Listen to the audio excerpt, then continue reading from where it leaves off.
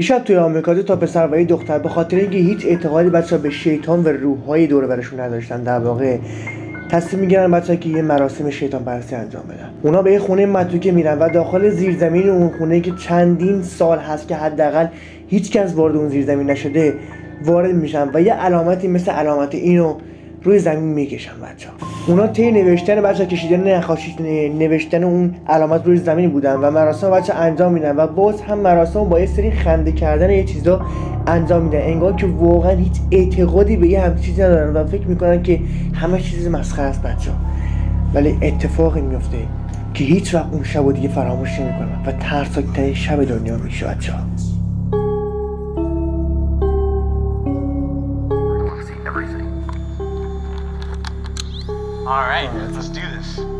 تو بیرون تا کار داشتن و بچه‌ها علامت روی زمین کشیدن و الان میخوام بچه شروع کنم به مراسم شیطان پرستی. شمع رو میذارن و بچه‌ها کار اشتباهی دارن میکنن بچه‌ها. اصلا فکر میکنم بچه‌ها، من واقعا دارم فکر میکنم هیچ وقت نباید یه همچین علامتی روی زمین کشید بچه‌ها. واقعا ترسناکه. ببین حتی اینقدر بی اعتقاد بودن که دوربین رو گذاشتن چک کنه ببینه چیزی هست یا نه. تا این حد بچه‌ها فکر کن چه ساعتی دور هم میگه دارم مراسم شروع میکنم. وای اشتباه دارم میکنم. دارم متن شیطان پرستی میخونم و از فکر کنم از اون روحی که میخوان ارضا کنن از اون درخواست میکنن که بچه احضار بشه و بیاد پیششون. وای بچه اتفاق بدی میخواد بیفته. ای وای داریم یه بچه یکم بهتر بگین بچه، یکم متن با جزئیات تر بگین بچه.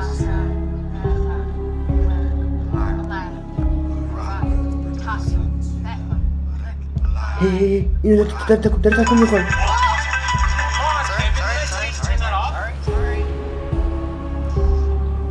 اسب تکون خورد. این چوبک او پشتمش و کالسکی پشتمش تکون خورد. وای بچه من داره تکون میخوره.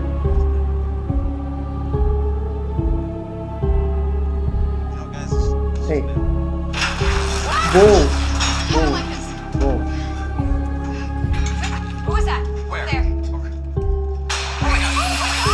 بچه احضار شد چراغ خواهیش کرد.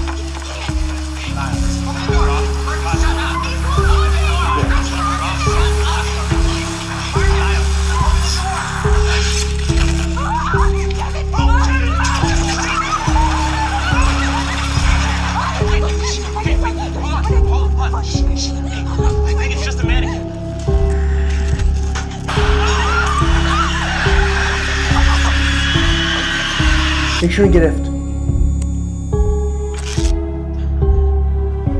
ای بابا چند نفرن؟ چند نفر بودن یا؟ وای گرفتش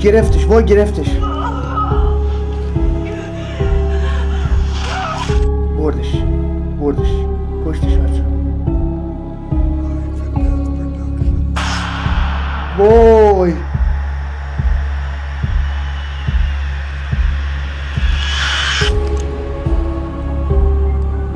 اوکی